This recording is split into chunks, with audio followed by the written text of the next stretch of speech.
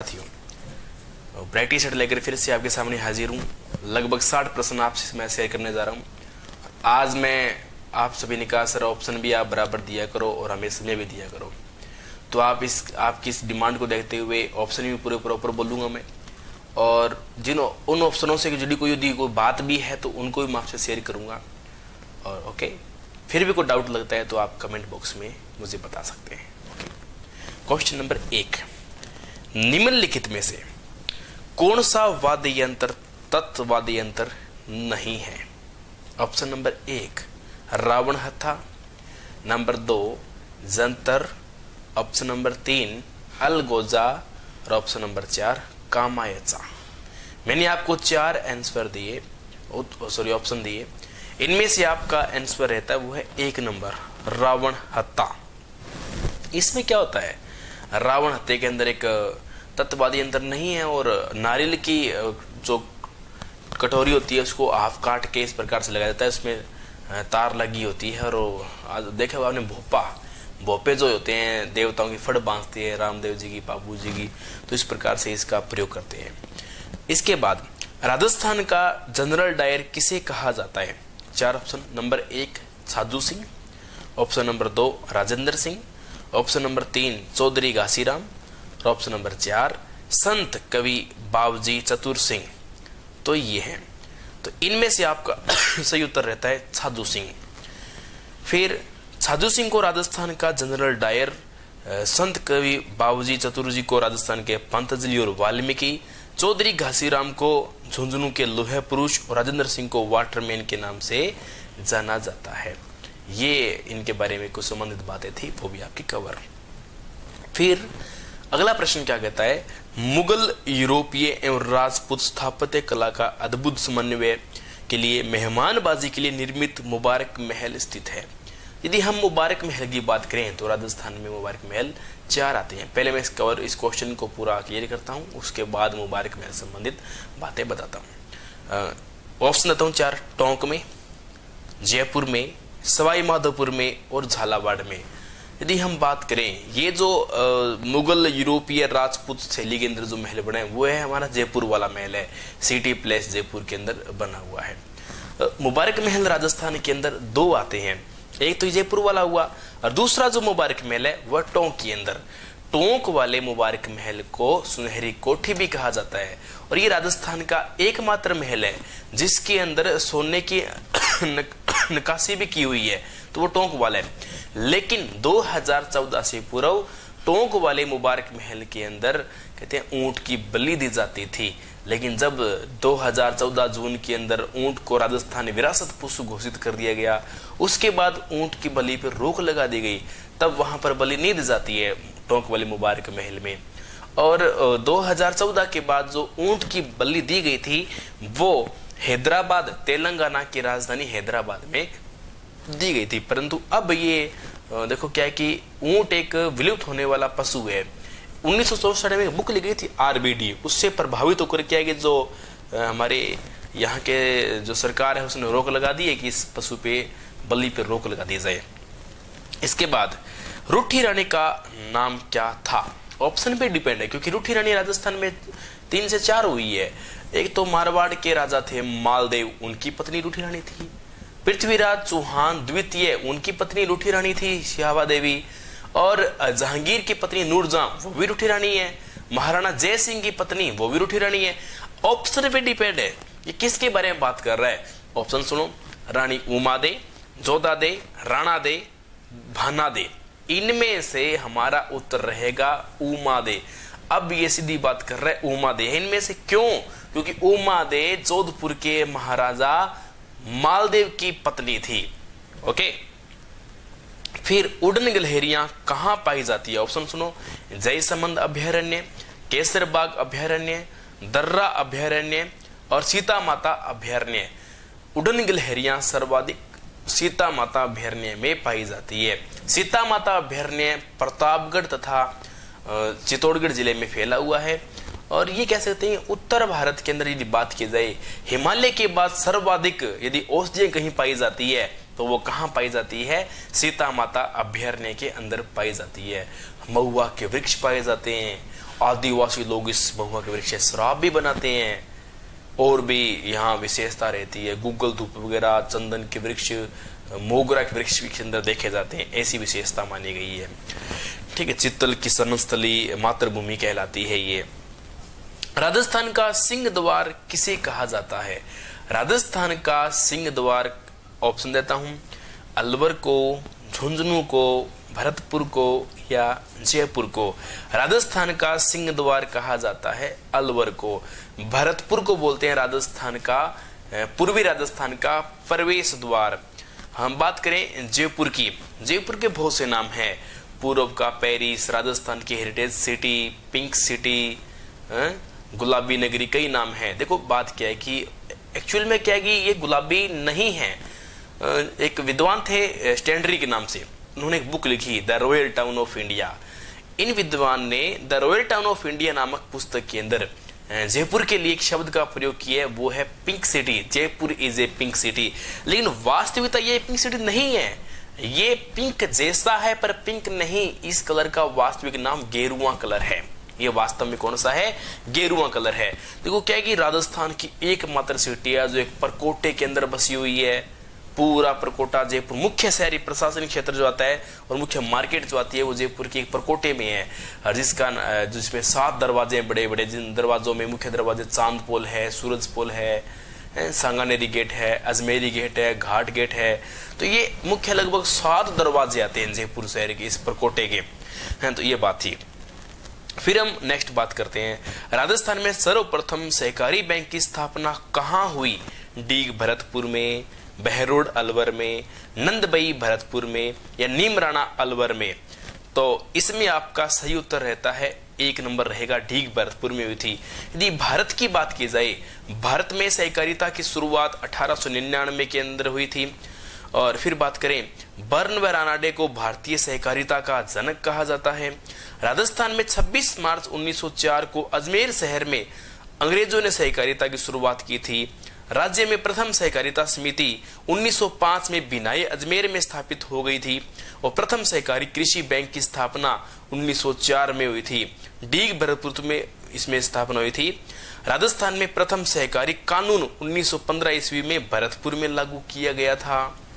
अगला प्रश्न, त्रिकाल में होता है। देखो ऑप्शन सुनो 4।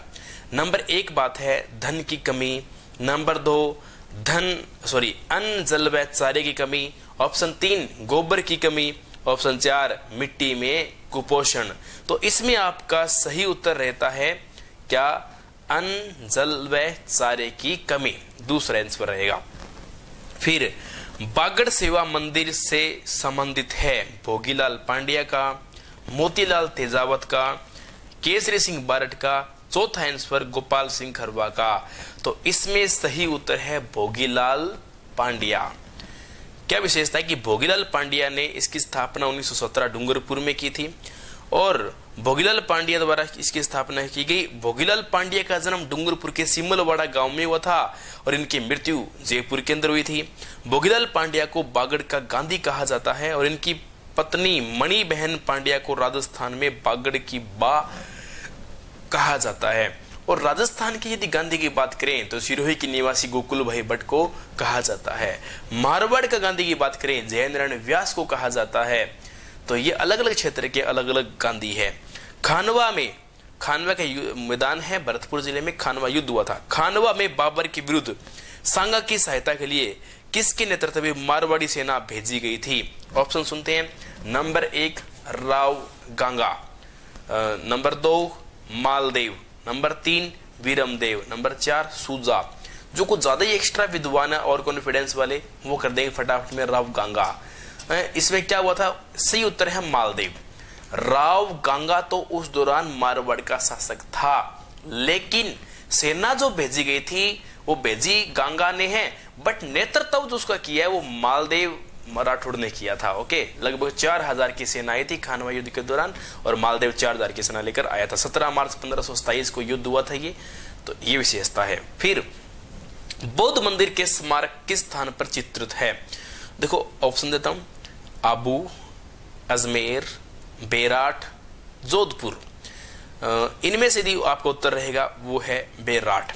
कहते हैं कि बौद्ध कला का एकमात्र केंद्र जहां मंदिर विशेष की जानकारी मिली। कई चरणों में यहाँ पर खोज हुई है। 1936 में पहली बार खोज हुई थी विराट क्षेत्र में। खोज होते होते लास्ट में 1999 में यहाँ एक मंदिर मिल प्राप्त हुआ था।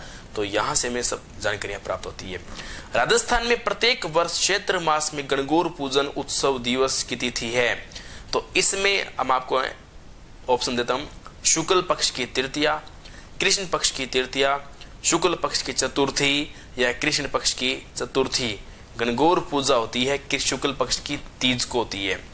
ओके, इसके बाद 11वीं सदी का प्रसिद्ध सास बहू का मंदिर कहां है? उदयपुर में, जोधपुर में, अजमेर में या अलवर में? तो इन ऑप्शन में आपको करना पड़ेगा उदयपुर। यदि उदयपुर भी न देकर वो कोई स्थान विशेष पूछ रहा है तो नागदा उदयपुर करना पड़ेगा। सास बहू के मंदिर को ही शस्त्र बहू का मंदिर कहा जाता है। ओके, इसके बाद राजस्थान में भीनमाल कस्बे में आने वाला चीनी यात्री कौन था? ऑप्शन सुनो, फायान, हवेनस्वांग, इत्सेंग, तेनबिन। ये 4 ऑप्शन है। भीनमाल क्षेत्र में जाने वाला व्यक्ति था, वो था हवेनस्वांग। देखो, भारत में काल था हर्षवर्धन का, और हर्षवर्धन के काल में एक चाइनीज आया जिसका नाम था हवेनचुआंग, सही नाम है, लेकिन इसको हवेनस्वांग बोलते हैं। इस व्यक्ति ने राजस्थान के 2 क्षेत्रों की यात्रा की। एक था बेराट, दूसरा है भीलमाल। भीनमाल को इसने एक संज्ञा भी दी। भीनमाल की तुलना पिल्लो मोलो नामक स्थान से करता है।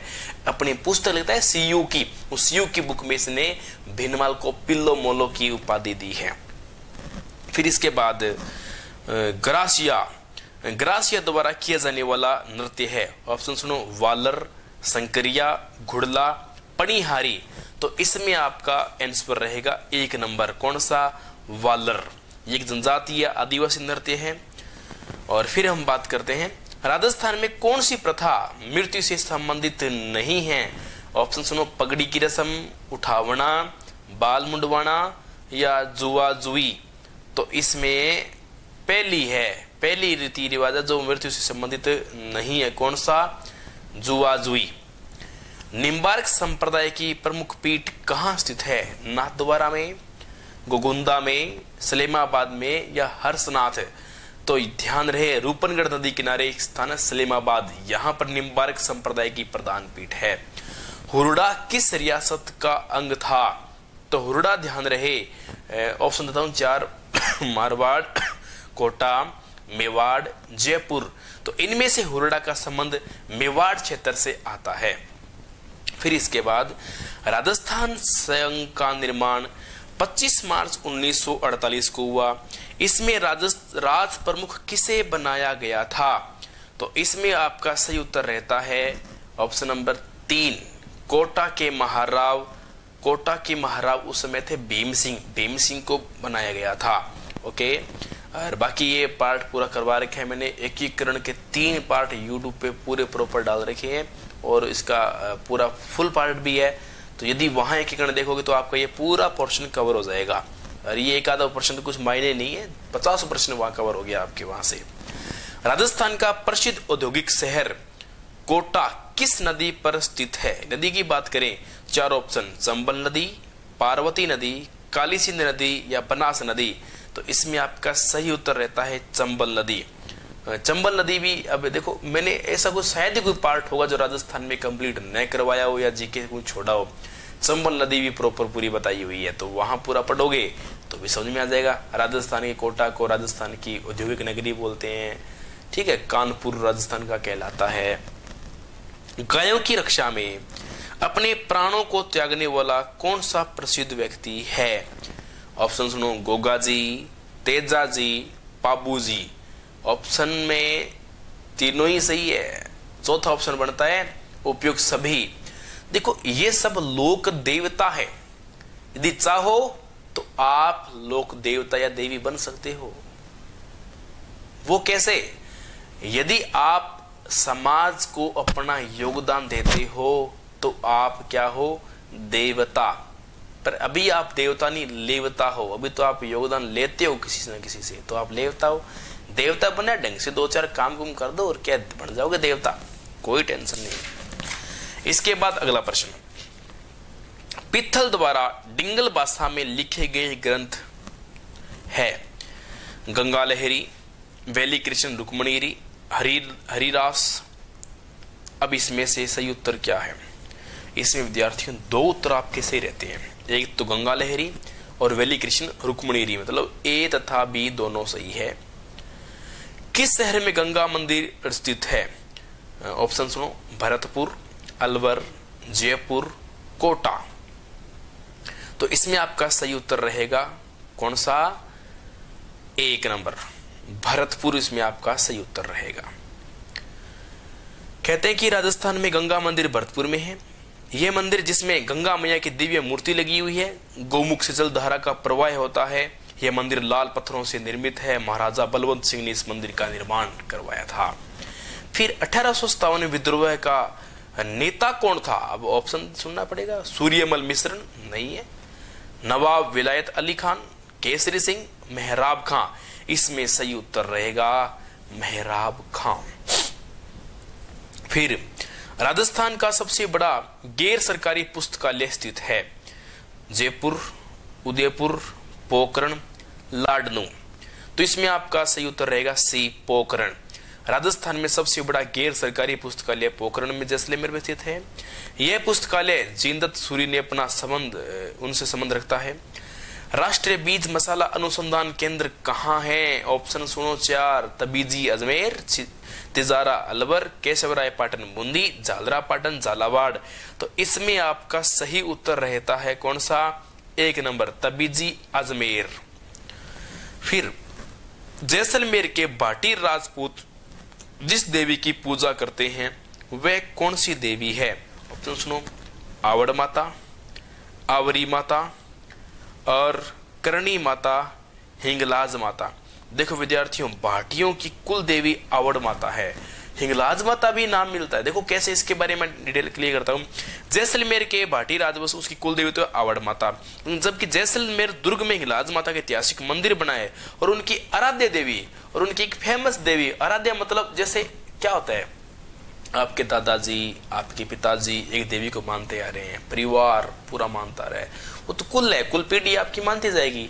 लेकिन आजकल क्या है कि लोगों को नई नई देवियां पसंद आ जाती है। जैसे आपको भी कोई ना कोई देवी पसंद होगी, एक्सपेक्टेड कोई भी होगी, आपकी पर्सनल है, वो आपके इष्ट है, मतलब आपका फेवरेट ही आपका इष्ट और आराध्य कहलाता है। जी आप किसी भी देवी को पसंद करते हो, जी आप फिर देवी को पसंद करते हो, लेकिन वो आपकी इष्ट कहलाएगी इस प्रकार से। तो ये विशेषता आती है, मतलब जो आपकी फेवरेट देवी है, कुल तो कंपलसरी है, और आपकी जो फेवरेट देवी होगी और आपकी जो प्रिय देवी होगी वही क्या होती है? आराध्य देवी या इष्ट देवी कहलाती है। ओके, फिर इसके बाद भगवान शिव को समर्पित शिवाड़ के मेले का आयोजन राजस्थान के किस जिले में होता है? बहुत फेमस मंदिर है ये, धौलपुर, करौली, सवाई माधोपुर, प्रतापगढ़। तो इसमें से आपका सही उत्तर रहेगा सवाई माधोपुर। भगवान शिव के पूरे भारत में, मतलब पूरे एशिया महाद्वीप में 12 ज्योतिर्लिंग है। उन 12 ज्योतिर्लिंग में से एक ज्योतिर्लिंग हमारे राजस्थान के शिवाड़ में भी है, पानी में रहता है शिवलिंग, बहुत अच्छा फेमस मंदिर है ये। फिर राजस्थान सेवा संघ का निर्माण 1919 में पथिक रामनारायण चौधरी व किंकर द्वारा किस स्थान पर किया गया था? अजमेर, दिल्ली, वर्धा, सिरोही। तो इसमें से आपका सही उत्तर रहेगा कौन सा? वर्धा। मेवाड़ के महाराणा सांगा ने इब्राहिम लोदी को किस युद्ध में परास्त किया था या हराया था? दोबारा सुनो, मेवाड़ के महाराणा सांगा ने इब्राहिम लोदी को किस युद्ध में हराया था? मालवा के युद्ध में, खातौली के युद्ध में, घाघरा के युद्ध में या फिर बयाना के युद्ध में? इसमें से आपका सही उत्तर रहता है खातौली का युद्ध, जो 1567 में लड़ा गया था। खातौली का मैदान कहाँ है? बूंदी। खातौली का मैदान आता है कहाँ पर? बूंदी। वर्तमान में ये मैदान कोटा में पड़ता है। फिर इसके बाद राजस्थान में गुरु शिखर चोटी की ऊंचाई है 1722, 1770, 1770 मीटर, 1070 मीटर, 1622 मीटर।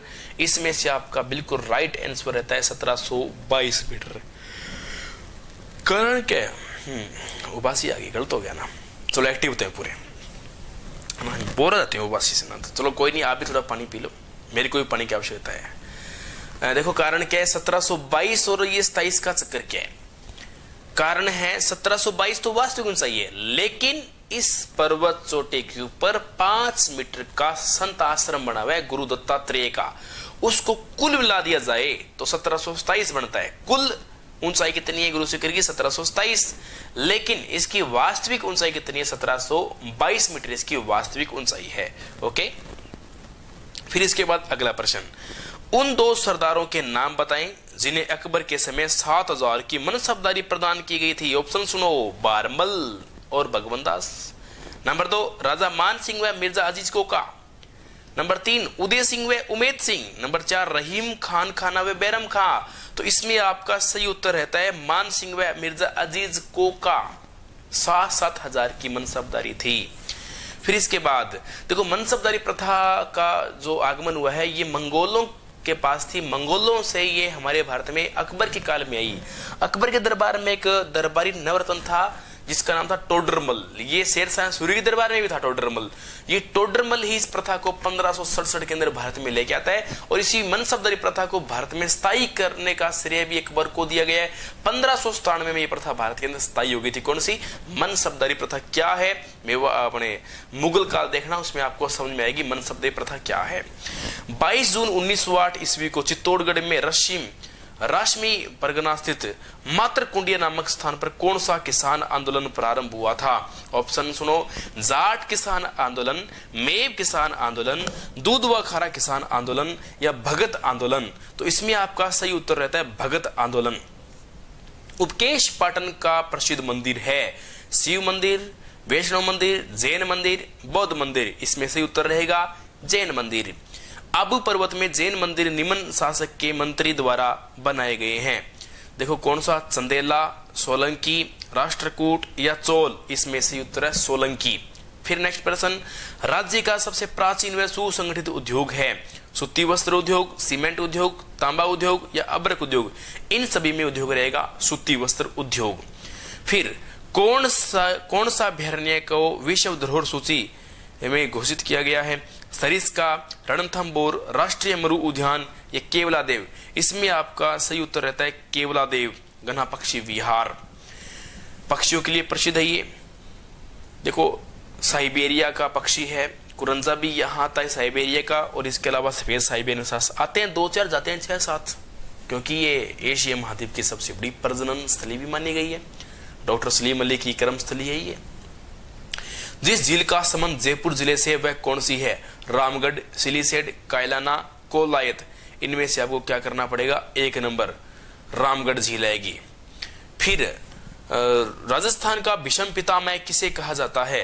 राणा चूड़ा को, राव चूड़ा को, राव मालदेव को या राव रणमल को। इनमें से करना पड़ेगा राणा चूड़ा। राणा कहना भी गलत है, कुंवर चूड़ा कहना बिल्कुल सही रहेगा। राणा तब गद्दी में बैठा ही नहीं है वो। फिर इसके बाद शिशुपाल वधम संस्कृत महाकाव्य रचयिता महाकवि माघ का निवास स्थान था। केकड़ी, सुलुम्बर, बूंदी या भीनमाल। इसमें सही उत्तर है भीनमाल, जालोर। राजस्थान की एकमात्र रियासत जहां ऊंट की बलि दी जाती थी और आज भी दी जाती, तो आज तो नहीं है परंतु आज तो बंद हो गई है, टोंक, अजमेर, जैसलमेर, बाड़मेर। इसमें सही उत्तर रहेगा टोंक।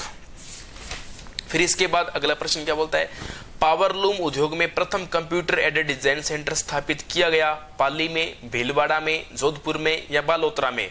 सही उत्तर रहता है भीलवाड़ा में। राजस्थान में हरित क्रांति का संबंध रहता है। खाद्यान्न प्रसंस्करण से संबंध रहता है हरित क्रांति का, या दूसरी बात ये भी कह सकते हैं जो खाद्यान्न फसल है उनमें होने वाली समस्याओं को दूर करना और उनके उत्पादन में बढ़ावा करना, इसका टारगेट रहता है। आरटीडीसी की स्थापना कब की गई थी। 1956 में, 1990 में, 1969 में, 1989 में। देखो आरटीडीसी की स्थापना की गई थी कब, ये आंसर मैं आपके लिए छोड़ता हूं। बहुत फेमस प्रश्न 2 बार एग्जाम में आ चुका है। इसका आंसर आप मुझे बताओगे। Rajasthan tourist development corporation, Rajasthan पर्यटन विभाग निगम की बात कर रहा हूं, और इसकी जो स्थापना हुई है वो कब हुई थी, आप मुझे कमेंट करके इसके बारे में बताओगे। धारी संस्कार किस जनजाति में प्रचलित है, ये प्रश्न भी एग्जाम में आ चुका है। गरासिया, सहरिया, भील या मीणा। तो इसमें सही उत्तर रहेगा सहरिया। राजस्थानी भाषा का सर्वप्रथम वर्गीकरण किया था कर्नल जेम्स टोड ने। सुनीत कुमार चटर्जी ने, जॉर्ज अब्राहम ग्रियर्सन ने या जॉर्ज थॉमस ने? तो इसमें सही उत्तर रहेगा जॉर्ज अब्राहम ग्रियर्सन, इन्होंने किया था। लिंग्विस्टिक सर्वे ऑफ इंडिया नामक पुस्तक है, इसके अंदर इन्होंने ये विभाजन किया। राजस्थान में सर्वाधिक बकरियां कहाँ मिलती है? जैसलमेर, उदयपुर, बाड़मेर और इसके बाद में आएगा पाली। बै से बकरी, बै से बाड़मेर, बकरी बाड़मेर में सर्वाधिक है। फिर इसके बाद प्रताप पचीसी व हरिजस के रचनाकार कौन है? भरतव्यास, प्रताप कुंवरीबाई, चंद्र सिंह बिरकाड़ी या शिवदास? तो इसमें सही उत्तर रहता है बी, प्रताप कुंवरीबाई। फिर इसके बाद जसमा ओडन नामक साहित्य भवाई लोक नाट्य शैली का आधार देने के लिए किसके द्वारा रचा गया है? तो दोबारा सुनो, जसमा ओडन नामक साहित्य भवाई लोक नाट्य शैली को आधार देने के लिए किसके द्वारा रचा गया? गौरी शंकर पाठक, शबाना आजमी, शांताबाई गांधी, कालीबाई? इसमें सही उत्तर है शांताबाई गांधी। अगला प्रश्न, नेजा नृत्य किस त्योहार पर आयोजित किया जाता है? दीपावली पे, होली पे, गणगौर पे या गणेश चतुर्थी पे? इसमें सही उत्तर रहेगा होली। अगला प्रश्न, निहाल टावर का निर्माण धौलपुर के किस शासक द्वारा करवाया गया था? महाराज गोपाल सिंह, महाराज निहाल सिंह, लखबीर सिंह, रणजीत सिंह? सही उत्तर है महाराज निहाल सिंह। पुष्कर में ब्रह्मा मंदिर में अतिरिक्त राजस्थान में ब्रह्मा मंदिर कहाँ है? आसोत्रा, गंगानगर, करौली, उदयपुर? जिले की बात की जाए तो करना है बाड़मेर, स्थान की बात की जाए तो आसोत्रा बाड़मेर आएगा। इसके अलावा एक हिसार हरियाणा में भी ब्रह्मा जी का अच्छा मंदिर बना हुआ है। नेक्स्ट बात करते हैं, राजस्थान का वह कौन से लोक देवता जिन्हें शेष नाग का अवतार माना जाता है? देवनारायण जी, पाबू जी, हड़बू जी, वीर कल्ला जी? तो इसमें आपका सही उत्तर रहेगा वीर कल्ला जी। कल्ला जी का जन्म 1544 ईस्वी में हुआ था। और ये बात करें 1544 ईस्वी के अंदर यदि बात करें और भी क्या हुआ था, विशेषता आती है, एक युद्ध हुआ था, जेतारण का युद्ध 1544 के अंदर हुआ था। कहते हैं इनकी जो कल्लाजी राठौड़, इनकी कुल देवी नागनेशी माता है, क्योंकि राठौड़ है ना। फिर ये राजस्थान में भीलों के द्वारा की जाने वाली भूमिगत कृषि क्या कहलाती है? वालरा, चीमाता, दजिया या झूम? देखो, इसी कृषि को पूर्वी भारत के अंदर तो बोलते हैं चीमाता, और यहाँ राजस्थान क्षेत्र में इसको बोलते हैं वालरा या वाल्ट्रे कहते हैं। सेरीकल्चर किससे संबंधित है? अंगूरों की खेती से, रेशम उत्पादन से, मधुमक्खी पालन से या मछली पालन से? सेरीकल्चर एग्जाम में आ भी चुका है, इसका संबंध रेशम उत्पादन से रहता है। इसके बाद सोयाबीन की खेती किस संभाग के लिए सबसे उपयुक्त व लाभदायक सिद्ध हुई है? संभाग की बात करें तो कौन सा आएगा? कोटा संभाग, जयपुर संभाग, उदयपुर संभाग, अजमेर संभाग? इसमें से उत्तर रहेगा कोटा, क्योंकि सोयाबीन राजस्थान के दक्षिणी पूर्वी क्षेत्र में ज्यादा उत्पादित की जाती है। झालावाड़ बारा क्षेत्र में सोयाबीन का अधिक उत्पादन होता है, और भारत के अंदर सर्वाधिक सोयाबीन का उत्पादन मध्य प्रदेश में होता है, इसलिए मध्य प्रदेश को भारत का सोया प्रदेश कहा जाता है। ओके, इसके बाद चूलिया जलप्रपात कौन सी नदी पे बना हुआ है? नर्मदा पे, शिप्रा पे, चंबल पे, कावेरी पे? तो चूलिया जलप्रपात राजस्थान का सर्वोच्च जलप्रपात या वाटरफॉल है, जिसकी ऊंचाई 18 मीटर है। चित्तौड़गढ़ जिले में चंबल नदी प्रसिद्ध है। इसके बाद बात करते हैं अगला प्रश्न, इंदिरा गांधी नहर द्वारा से नदियों के जल का उपयोग किया जा रहा है। इंदिरा गांधी नहर के द्वारा किन नदियों के जल का प्रयोग किया जा रहा है? रावी, सतलज या सतलज व्यास या रावी व्यास? तो इसमें आपका सही उत्तर रहेगा सतलज और व्यास नदी के पानी का इसमें प्रयोग किया जाता है। इन दोनों के संगम से यहाँ से नदी निकलती है, हरिके बैराज नामक स्थान से। ये इसकी सबसे बड़ी विशेषता आती है। निम्न में से जो झील मीठे पानी की झील नहीं है वह झील बताइए। जयसमंद, पिछोला, सांबर, नक्की? सबको पता है सांबर खारे पानी की झील है, और ये हमारे भारत में नमक निर्माण की दृष्टि से सबसे बड़ी झील सांबर मानी जाती है। ओके, ये आपके बड़े बड़े मैंने 60 प्रश्न कवर किए सामान्य ज्ञान के, और इसके बाद फिर से मिलते हैं नेक्स्ट पार्ट में और नए क्वेश्चनों के साथ। जय हिंद, जय भारत।